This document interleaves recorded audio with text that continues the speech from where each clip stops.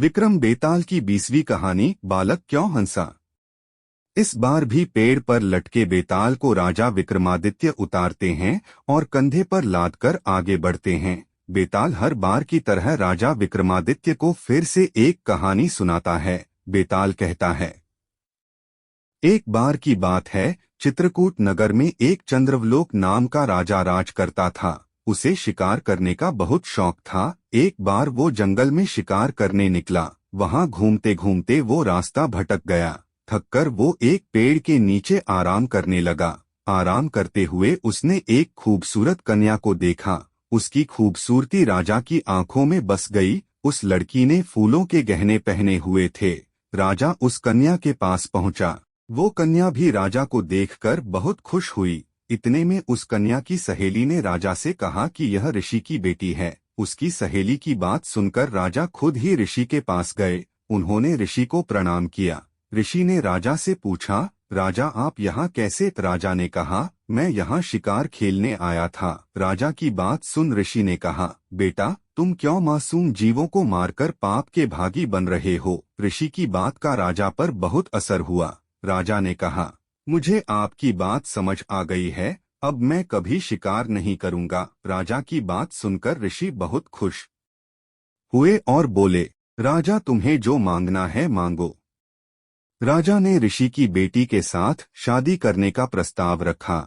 ऋषि ने राजा की बात मान ली और बेटी की शादी राजा के साथ कर दी। शादी के बाद राजा अपनी पत्नी को लेकर अपने राज्य के तरफ चल पड़ा। रास्ते में जाते जाते दोनों को एक भयानक राक्षस मिला। वो राक्षस बहुत ही भयानक था। उसने राजा की पत्नी को खाने की धमकी दी। राक्षस ने कहा, अगर अपनी रानी को बचाना चाहते हो तो 7 दिन के अंदर एक ऐसे ब्राह्मण के बेटे की बलि दो जो खुद की मर्जी से अपने आप को समर्पित कर दे और उसकी मौत के वक्त उसके माता पिता उसके हाथ पकड़े रहे। राजा बहुत डरा हुआ था और उसी डर से उसने राक्षस की बात मान ली। राजा डरते हुए अपने नगर पहुंचा और अपने दीवान को सारी बात बताई। दीवान ने राजा की पूरी बात सुनते हुए राजा को सांत्वना दी और कहा, आप चिंता मत कीजिए, मैं कुछ उपाय करता हूँ। फिर दीवान ने 7 साल के एक बालक की मूर्ति बनवाई और उसे कीमती गहने और कपड़े पहनाए। उसके बाद दीवान ने उस मूर्ति गांव-गांव और आसपास के नगरों में भी घुमवाया। साथ ही उसने यह भी कहलवाया कि अगर किसी ब्राह्मण का 7 साल का बेटा अपने आप को अपनी मर्जी से बलिदान देगा और बलि के वक्त उसके माता पिता हाथ पैर पकड़ेंगे, उसे यह मूर्ति मिलेगी और साथ ही 700 गांव भी मिलेंगे।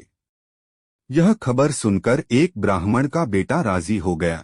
उसने अपने माता पिता से कहा, आपको बेटे कई मिल जाएंगे, मेरे बलिदान से राजा का भला हो जाएगा और आप लोगों की गरीबी भी खत्म हो जाएगी। माता पिता ने काफी मना किया, लेकिन बेटा जिद पर अड़ा रहा और अंत में माता पिता को मनवा लिया।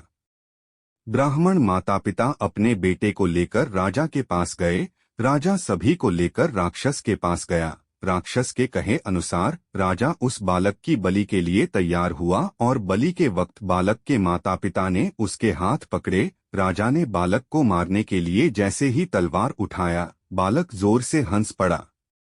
इतने में ही बेताल ने कहानी बीच में ही रोक दी और विक्रमादित्य से हर बार की तरह सवाल पूछ बैठा कि बताओ विक्रमादित्य, ब्राह्मण का लड़का क्यों हंसा?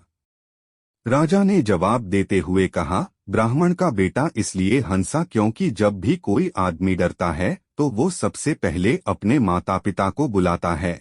अगर माता पिता नहीं हो तो व्यक्ति राजा को मदद के लिए बुलाता है।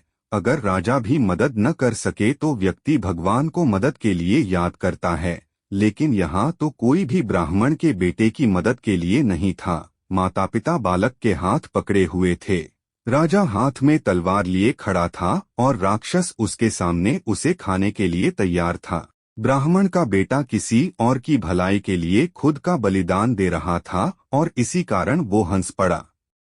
इतना सुनकर बेताल खुश हो गया और राजा की तारीफ फिर तुरंत ही हर बार की तरह उड़कर पेड़ पर जाकर उल्टा लटक गया।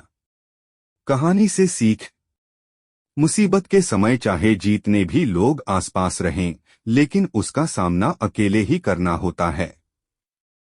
आगे की कहानी दूसरी वीडियो में देखेंगे।